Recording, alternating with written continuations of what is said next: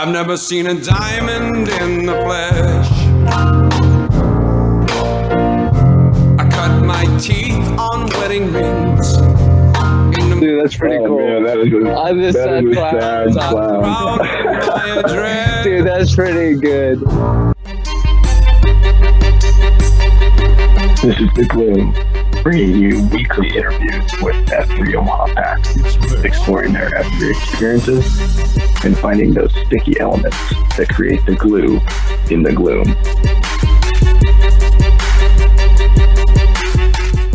And this is exciting because I think we're looking back at the last 9 months or so that we've been doing these podcasts, and we've been really fortunate to just get to know a lot of the guys in our region, a lot of the leaders in our region, and so it's Pony and the Plague, and we want to do a year-end review. We want to just kind of talk about some of the stuff that we have enjoyed, some of the things we've learned, and also give you a glimpse on maybe where we're headed with the Gloom. I don't know, Pony, from your perspective, but I think one of the things that kind of thinking back over the last 9 months, we really learned about sound quality.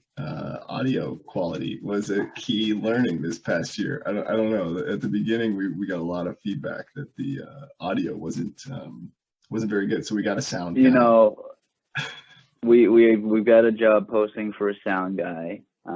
It was the biggest complaint from our viewers, obviously, the sound quality. Come to find out, it's a combination of things. COVID requires us to do this electronically, so speaking over each other in Zoom is we're doing that awkward meeting thing where, oh, no, you go, oh, okay, you're up. So there's a little bit of that. You know, I think we are coming into our own voices on this. Obviously, I've got a face for TV, and it's being ruined by being on an audio-only podcast here. So I'm still trying to find my voice, and we're still trying to find a balance here. You've already found your voice, obviously, but it's tuning it back a little bit, increasing the Pony exposure here, reducing the Plague exposure, and finding a happy balance here. And I think a part of it also was we come to find out that the Wi-Fi at my work is shoddy. So I'm actually physically calling in now on my cellular device. And so things have improved. We're always looking to improve. We are not a polished product, and we never will be, but we are striving to be, right? We're always in this acceleration mode. So, right. You know, a little tie into our credo here and what we're trying to do. It's all the same. Yeah, and you know, what's interesting here is, I don't know if many people know about the start of the Gloom. Is one of these things where if you know Plague at all, he's got a million ideas. Some of them, you know, 1 out of a million are decent. And this was one of those 999,000. I thought it was a terrible idea.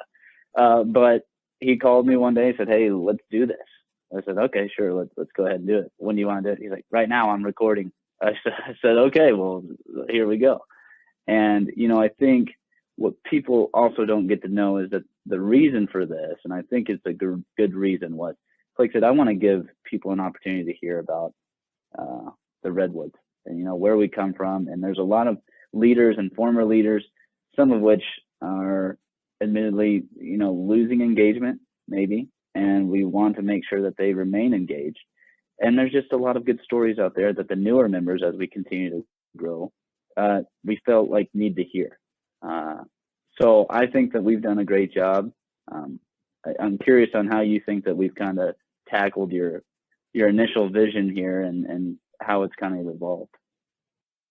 I think, so I had done a podcast when I launched Paradise Island, and that, talk about audio quality, the intro music was actually me just turning the volume up in my car as I would drive out to the maze.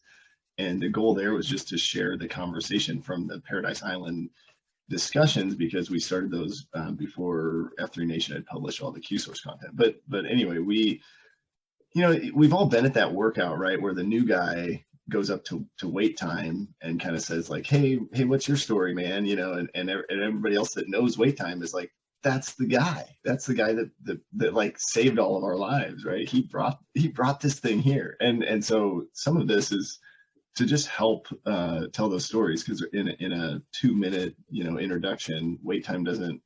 He's never going to tell you that he started F3 in Omaha, right? That's just not his personality. But it's still really important for guys to know that those foundational stories. And I think the other thing I really enjoyed was the different perspectives from the Redwoods on that first workout. I think when you hear Selleck talk about the I forget what he called Brazilian, but he said like he looked like a jelly donut or something wrapped up in his Patagonia coat. That was really, really good. And all of those guys shared with us kind of the insanity that they experienced that first workout of just like, what is going on? This isn't going to work.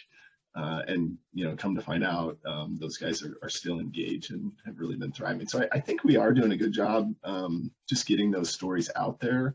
I also think there's some opportunity to hear stories of more leaders as things go on, and to maybe use this podcast to talk about specific topics. We've got a couple of guys that are leading things like Queen Service, or I know Doppler has started leading a group of dads that are divorced. And so how do you parent or co-parent, or, and there's some really good conversations and things going on that we could definitely pull in. But, I think the other thing that I'm just really blown away by is the heart and the vulnerability that guys were able to share. So many episodes, I feel like we got to the end and I was so impacted. I like even these guys that somebody like Tonight Show that I know really well and have known for a long time. They're sharing their heart, and they are doing it because they care. And so I think that's a thread throughout all of the episodes, is like guys were willing to hop on a Zoom and share their story. And I don't know what can you think back? What was one of the stories or interviews that impacted you the most, do you think?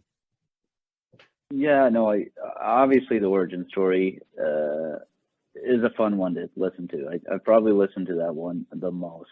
And it's one that I hadn't heard prior to actually having wait time on there. So I got to hear it in real time. And then, my wife jokes with me that I'm like 50% of all the listens on these, because I'm constantly clicking play on these.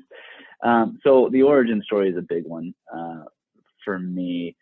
I actually, Nodos, he coined a term, or like when we're talking about Redwoods here, he also made a statement about that first workout where I haven't heard it described any better, where, your first time as a new guy, like, this is a really corny thing. Like, this is just so corny. It's just the cadence, the workout, the nicknames, everything you're doing is so corny. But then he went into the story about how, well, that kind of helped him check his ego. It's like, well, it's not really that corny. It's just like you have this preconceived notion of like how you think a workout should be, and how this kind of cuts all that BS out of it. So I really enjoy that. And I think a big highlight too was, getting our first listen that wasn't us. I remember, that's not really that big of a deal, but when Honey Stinger actually sent us, was probably the first one to message us and say, hey guys, I listened. It's sweet. I mean, the audio sucks, figure it out, but I'm ready to hear more. And I love that. And, that was just a small thing, but really what has been a bigger impact there have been other members, like Betamax, for example, just texted us the other day and said, hey, I really appreciate what you're doing. I listened to Hard Hat's interview, and it's actually prompted me to talk about going to tackle the Apex Challenge. So thanks for doing that. And just little things like that, that I think were kind of the big deals for me. Obviously, hearing everyone's story is really impactful. Like you say, you kind of get a different perspective from everyone, and that's the beauty of F3, and that's really the beauty of this podcast, is not everyone's the same. Everyone's story is different. Everyone has their own origin story, not just wait time, bringing F3 here, but everyone has their own origin into F3, and I think we're getting to capture that. And we've primarily focused on former leadership, and I think with the goal of F3 being to promote leaders, I think it's been good that we've done that. I'm curious, as you say, you kind of mentioned other opportunities to use this platform to delve into different topics. I guess, where could you see this going, and I guess what's on your mind here? Yeah, I think I love the questions, right? If you've been listening, you have followed along, and you can pretty much guarantee we're going to ask a guy about the first, second, and third F. We're going to ask him about his experience as a leader. We're going to ask a question about F and Gs, or maybe some advice that they want to give. And I don't necessarily want to lose that vibe. I feel like it's a really good vibe, and it kind of lets you see trends.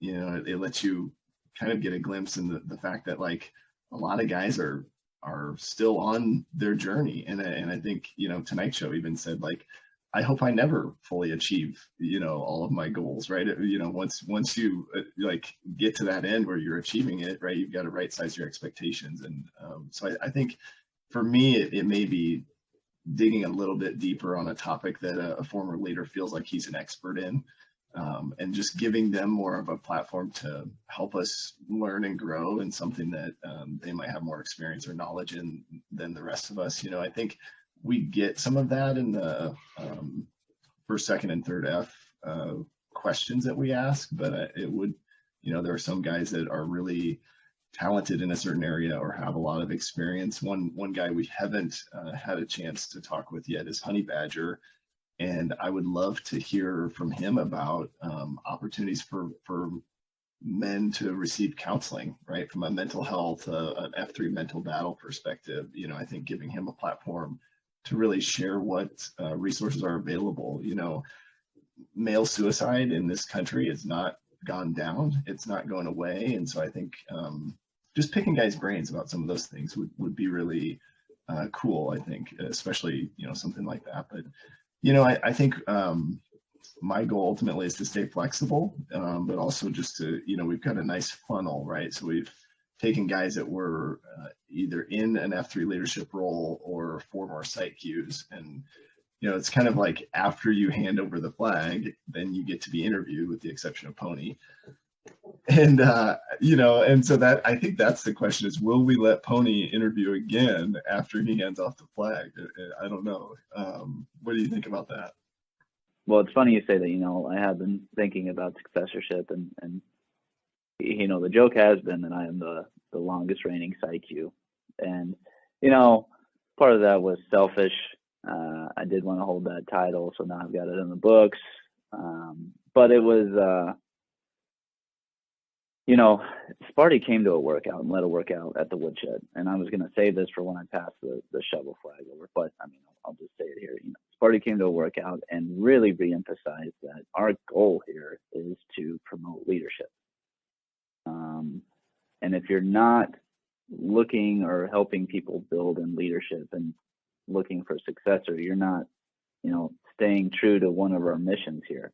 And so, as funny as the joke is that I'm the longest reigning PsyQ, there was a piece of me that after Sparty said that, I'm like, man, I'm fulfilling only a part of my obligation here. I'm only showing up and making sure someone's leading the workout. I'm not grooming the next guy or like looking to promote someone's leadership and giving them the opportunity that I was given. So, in terms of PsyQ, there will be a pass in January to bovine. And so that's exciting. And, we've kind of talked about amongst ourselves, you and I, Plague, about what is the podcast? What does the Gloom look like?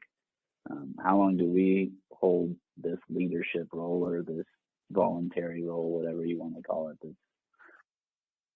this position?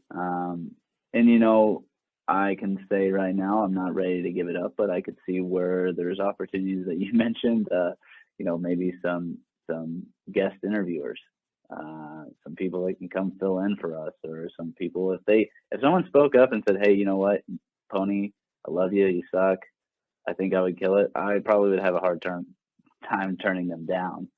It would suck to hear, but I'd be happy to give another person an opportunity to get on here and kind of get to experience the things that we've experienced. I never really thought about it until we're talking about it right now, about the impact that we actually get from being in that moment with the guys, getting vulnerable during those interviews. And I could see where other people could possibly take something from that, not just us. So, what are your thoughts? Are you ready to pass the torch or what? I'm not, and you probably weren't really ready to lead this sort of effort when you started. That was my way of leading you. Giving you an opportunity to really. No, all jokes aside, I think there is something special about being able to ask questions and have those relationships with the guys, and that I really enjoy. I think there's somehow. I've always had this dream of like, how do we just get the word out that you're working out amongst these other men that have amazing stories, that have amazing passion, and you don't always hear that. I think like everybody knows that Sparty is passionate about building up young men and has built the foundation. But not everybody knows that there's more to Ponzi than just fun and games during a workout, right? Not everybody knows necessarily about Gunner and his mentality of, mission accomplishment and troop welfare, right? I think you pick up on some of those things in a COT, but the depth that we've been able to go in the podcast is kind of been this dream of mine to just like get that word out. We've got to share, because I think ultimately what we have seen is that working out with other men gives you this unique opportunity to not only learn from them, but also use them as mentors and really build that leadership model there. So I think, I'm definitely not ready yet. Maybe at the 100 episode mark, something along those lines. But, I think it's also important too to just make sure that we're giving guys a platform to share what they're passionate about. So if other guys come up with things that they want to share, I think we're open to expanding kind of our purview. We have a episode coming up after the first of the year that will be talking about the foundation, and so that's an episode that's got Tater, Big One, Sparty, and myself. Pony had a tea time and couldn't make it, but so I think maybe more of that. I did. Trying to get more flexible with, kind of how we structure the cast. And I think if we move to some in-person discussions, that might allow us to be more flexible there. So, I think definitely not ready to hand it off. The idea. Yeah. No, I like the idea that you just mentioned of getting at least one in person. I just want to see how it would change the dynamic. I do want to say, like, I don't want anyone to think that we're disillusioned, to think that this is even a successful podcast by any means. It just means something to us. Yeah. And even if we pass it off, maybe we're thinking a little too highly of the podcast. No one probably even wants to take this over. So, right. I just want us to keep that perspective. I think we both are appreciative of the things that it's provided for us. And, we just hope that, what we're taking from it, some of the packs are able to take something from it as well. So, yep. Any regrets or anything that, when we first started, Firewalker has consistently given me a hard time about just efficiency, and like, if you're gonna communicate something to people, you need to do it in less than 3 minutes. So our episodes have gotten longer as time has gone on, and I don't know that it's a regret. I think I actually like it. I think we've just allowed guys the space that they needed to share what was on their heart, and some episodes are longer than others, and some are shorter than others. I think it just speaks to the guy, and I've tried really hard to actually limit some of the editing so that we're, if a guy shares something, who am I to decide the pack shouldn't hear that, unless it's, political or profanity or whatever. But even some of the profanity, I think I've left in, but I think. Hey, we respect the First Amendment around here, so you guys are free to say whatever you want. The editing team is a man of one, so that's really the real reason that we don't edit a lot. Right. And then I think the other, I don't know if I would call it a regret, but I think just as we're doing this year in review, I somehow like, it'd be great to catalog all of the lessons learned or the things that guys shared, right? I mean, ultimately, my next question for you will be, what are your top 3 lessons learned? And when I think about answering that question, you almost have to go back and listen to every episode to really tease that out. And it would be great if we had just kept better track of some of the things that guys shared, so that we had a place you could go. And maybe that's something we do, this next year, right? Maybe we do keep track, so that, hey, I don't have time to go listen to all the podcasts, but I could at least listen, if I knew I wanted to learn about this area, I could go listen to this episode from this guy. That might be something we could do a better job of this next year. So without further ado, top 3, top 5, what, kind of rapid fire here. Yeah. What would you say are your kind of top 3 learnings from, we got 34 episodes over 9 months. Yeah. This isn't much of a learning. This is just more of an experience thing. And it was, I was really appreciative to have Slow Pitch on. He's an individual that I had gotten to know pretty well through pre-runs. We share somewhat of a similar story with some of our family stuff, and getting to give him an opportunity to have other packs listen to that story and really hear about the man who he is. He does a great job in the normal day-to-day at a workout of opening up already, but just to give him another 40 minutes to talk about it. I mean, I just think that you can learn so much from listening to an individual like that. Jean-Claude is someone that I am in a jiu-jitsu text thread with him. He's the toughest SOB I know.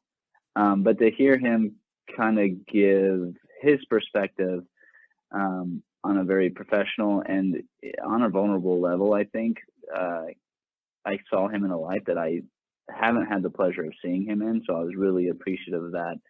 And then I think getting to do yours, being on the, getting you on the other end of the questioning was nice, not only for our viewers because, you weren't driving the conversation as much and you had to be more reactive than you normally would. It was one of my favorites, but, those are some of the highlights. There's so many guys that I'm just appreciative of everyone for even taking the time to want to speak with us. And, but those are some of the highlights there. What about you? Yeah, it's hard to it's hard to go and pick like specific topics, but I think what ultimately I have learned, right? We've kept on this first, second, third F questioning with the guys, and I have learned that you don't need new tools. A lot of the guys have really, used the tools that F3 has already provided. So things like the Concentrica, things like QSource, and then just the structure of first, second, and third F to really accelerate their life. And I think for me at this time of the year, when you're looking at goals and, what's my vision, what's my one word, what's my, all of this stuff, I can really get caught up in like finding the perfect plan, right? And ultimately, like there's nothing new under the sun, right? Like a lot of the stuff that guys shared, we asked the same questions, but you get this remarkable impact and story that's different for every guy. On the same note, though, I think you get a story that's different, but when you listen to all of the episodes, there's a lot of the same. And I think what I've also learned is instead of finding a tool or technology, I need to spend more time leveraging the people around me and their experiences. Some of these guys have learned from years and years and years of different experience how to approach a situation that you're not going to find on Google. You're not going to find a template somewhere that tells you how to deal with a challenge in your marriage. And it's not going to probably help you as well as having a conversation with another guy about his marriage. And so I think just listening to the stories, I love that there's enough uniqueness that it's each guy's story, but I also love there's enough similarity that we can relate and leverage each other to grow. So I think those are kind of two of the highlights. And then I think the other thing is like, there are some leaders among us that we just don't know until we ask. And so I think, you know, I would encourage people, don't wait until somebody gets on a podcast to ask them about their story. You know, that's something I want to try to do, is like, the guy doesn't have to be a site Q in F3 to be a good leader or to have valuable insight. And I think, you know, we're asking these questions here because we have this platform, but what's stopping you from asking a guy about his faith at coffee? You know, and I think the meaningful questions create meaningful conversation. What's stopping us from having meaningful conversations, you know, even at coffee? So I think there's just a lot to be learned about relationships here. I really appreciate that. I think, you know, you've kind of touched on something that was common among most of the packs here, and that's, you know, almost creating like a challenge. I know several times after sitting and having conversations with these guys, I felt challenged to go do something that different in my life that I wasn't doing at the site. Hey, you know, I think someone said you should be texting the FNGs. Okay, that's something I need to be doing. Or, hey, when a new guy's coming up, take the time to go introduce yourself. Okay, I did that the next couple times. Like you're saying, okay, well, we don't need this platform necessarily to ask the tough questions, right? Just go out and do it. Now, this makes it a little bit easier, right? It's in a structured format, and I know it's coming, and there's not a lot of repercussions there, so it's safe. But I don't, you know, we don't need to play it safe. I like what you're saying. Like, to get into the deep, good conversation, you need to ask these questions. So I appreciate that for sure.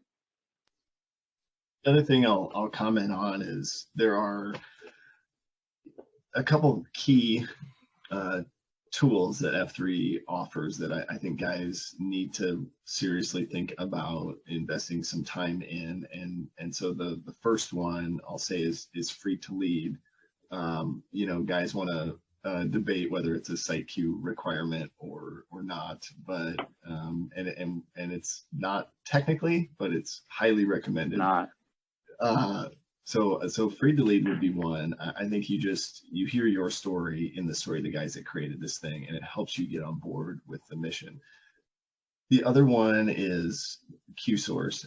I think if you read that as a leadership manual, you will really see it's a non-traditional approach to some concepts that are common in every area of your life. And so I think you've got to, on some level, either engage in a discussion or get involved there. But then also the 8 block, and I'll just clarify, the 8 block is really called the 8 block because it's a piece of paper folded in half twice, and it creates 8 squares. So, you know, Grills told me that this week, that, hey, I realized the 8 block is really just a piece of paper folded in half twice. But that is something that will help provide some direction as far as Concentrica and really where you're going this next year. I've done that tool every year for the past 3 years, and it's amazing just what you learn. You know, if your jester starts out as, you know, something superficial, you know, like sugar, as you grow and go deeper with yourself and kind of reflection, you'll learn maybe your jester is actually something that is more serious, or that you need to work on and put more attention to, like an addiction or self-righteousness, selfishness, some of those things. I think those 3, you know, if you read Free to Lead, engage in the QSource, and really do an 8 block, I think there's a tremendous value there.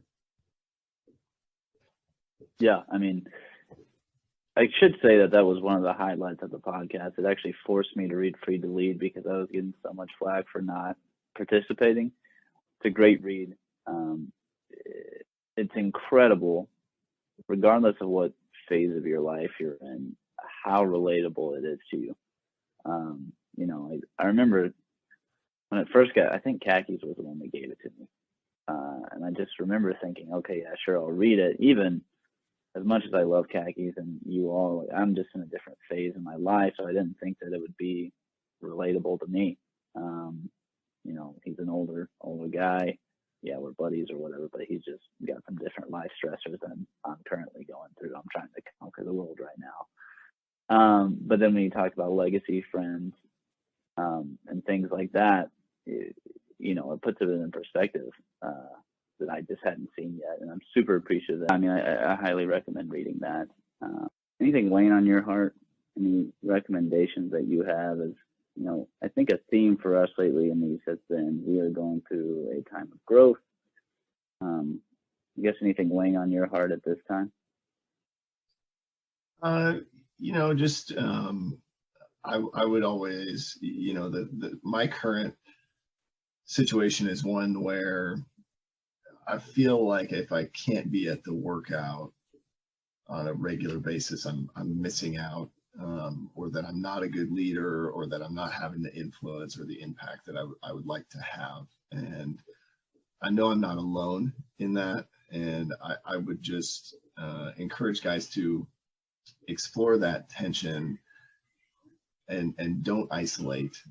Lean into that tension and lean into the packs to kind of help you through that. I think between my shield lock and just other guys that I have close relationships with, I realize that I'm doing the right thing by focusing on my family, but there's still this like guilty kind of fear of missing out combination that is difficult to deal with. And I've seen that drive guys away from F3 and totally disconnect. And I want guys to know if it's cold out and you're not getting to a workout, or you have a new baby and you're not getting to a workout, or for whatever reason you can't make it to a workout, you're just as much a part of this group as any other man. And I think you look at a guy like Reba, who comes mostly on Saturdays and is still like at the core of his being like engaged and participating in this group and feels all of the value and still has a tremendous impact. I think there is no expectation that you have to come to every single workout to be a leader, to be a member. It's free. We're open to every man, and that's regardless of how often he can attend. So I think, just keep that in mind as you're going through this next year, and keep that in mind, as guys come back, guys that took the winter off, or, guys that had to take a break for whatever reason. We want to continue to be inclusive and welcoming and loving, and not make it such a exclusive club that you don't feel welcome back. I know we've had some other guys recently come back from a sabbatical or hiatus, and I think if we welcome people with open arms, we can really exemplify what we're trying to do here. We're the group you can come back to no matter what you've done, right? We are in the prodigal son story, we're the father welcoming you back from open arms. We don't care that you went to Vegas and did a bunch of stuff you can't talk about. We don't care where you've been, what you did, why we really don't even care why you couldn't come. We're just glad to see you. And so I think just keeping that in mind, I know that's just kind of been on my heart lately, and I feel the love, but I want to make sure other guys feel the love too. So well, that's great, man. I think something that I've been considering lately, and I guess this would be my recommendation, or I guess what's weighing on me. A while back, I heard someone tell me that F3 is the greatest gift that you could give someone. And I had to think about that, and that really hit hard, because I just remember your first few workouts, you get over the cordiness, you kind of get a high, right? You're part of this new thing, and it's new and shiny, and it's a lot of fun. And what's amazing to me is that it hasn't lost its luster after 3 years for me. And when they said that, it was when they said, it's the greatest gift you can ever give, they also said, so go give it. And I have not done a great job of doing that. And I think that's one thing that I would like for myself personally, is to kind of toss my ego aside. Maybe it's fear of rejection, maybe it's a fear that they're going to judge me for being in this group that I'm in, or whatever it is, but to push that aside and realize that I can provide something to someone, just an opportunity. It's an invitation. They don't have to take you up. But giving them an opportunity to come receive this gift, I guess. And I would challenge other people to do the same, because I think there is a natural tendency to one, covet what you have, right, and keep it like, this is my thing. And then the other is like, okay, well then also you don't want to be rejected for something that you enjoy. So there's a natural fear there of not sharing. And so just getting over that BS. And I think a lot of people do that so well. You, Brazilian, any guys that just EH the hell out of anybody, I really look up to and strive to be more like that and challenge more to be like that. So awesome, man. I think that's a great goal. And that, you know, I think one of the questions on the 8 block is who are you EHing? And you know, listening back to Kaki's episode, I'm going to start EHing more guys at the grocery store. You know, I think I'm going to go back to that. That strategy worked a little bit. Well, I think the actual recipe is having piercing blue eyes like Brazilian. That's what a lot of the pack said. So yep. And then really telling them, hey, I'm showing up in your driveway tomorrow. You know, picking the guy up for the first workout. I thought that was interesting instead of asking him to meet you there. Definitely have to do an upcoming episode. Maybe we have Brazilian and some of the guys come in and teach us how to EH. So yeah, let's put that on the list for this next year.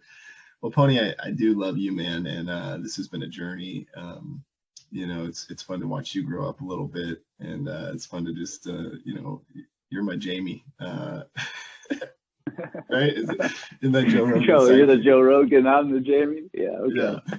No, I do love you, man, and I think it's great. I'm excited for you to have a kid this next year and see where this goes. But yeah, man, let's take us out. Brandon Flehardy, 36. All right. The Plague. The Plague, and I am John Whitworth. I'm 30, and I am Pony Express. Hey, Pony. Nice job, brother. Love ya.